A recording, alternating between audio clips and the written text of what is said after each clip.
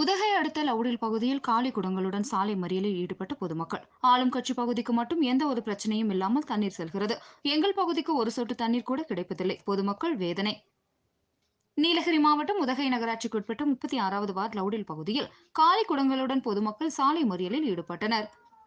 இதுகுறித்து பலமுறை வார்டு நகர உறுப்பினரிடமும் முறையிட்டும் எந்த ஒரு பயனும் இல்லை எனவும், குடிநீருக்காக 2 பகுதி மக்களிடையே மோதல் ஏற்படக்கூடும் எனவும், விரைந்து இதனை கவனத்தில் எடுத்துக்கொண்டு முறையான குடிநீர் வழங்க வேண்டும் என பொதுமக்கள் காலி குடங்களுடன் சாலை மறியலில் ஈடுபட்டனர்.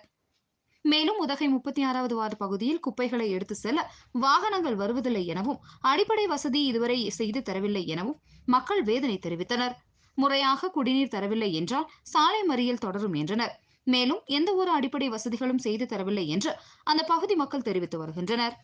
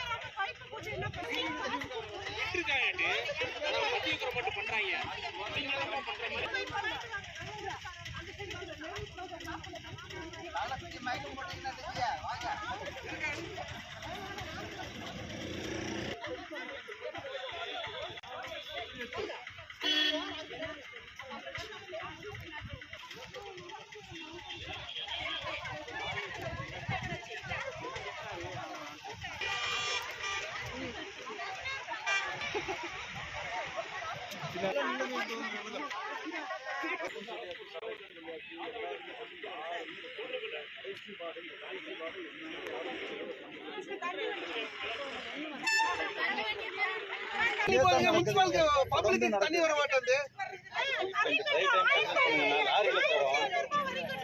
முனிசிபல் ஏரியா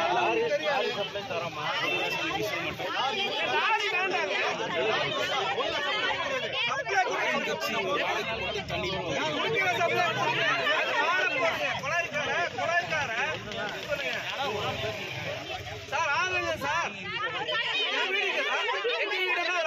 ஊட்டியில தான் இங்க வந்து பேச போறேன்.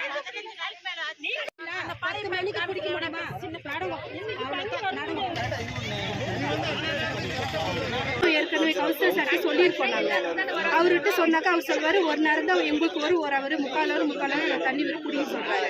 எங்களுக்கு நாங்கள் போய் பைப் போடுறது மேலே ஃபோன் பண்ணி தண்ணி திருப்பி விட்டுருக்காரு. எங்களுக்கு தண்ணியே வர்றது இல்லை. பழையில புது பழ போடுறது வேஸ்ட். தண்ணியே வர்றதில்ல. லாரி தண்ணி குப்பை எடுக்கிறதுக்கு லாரி வர்றது இல்லை.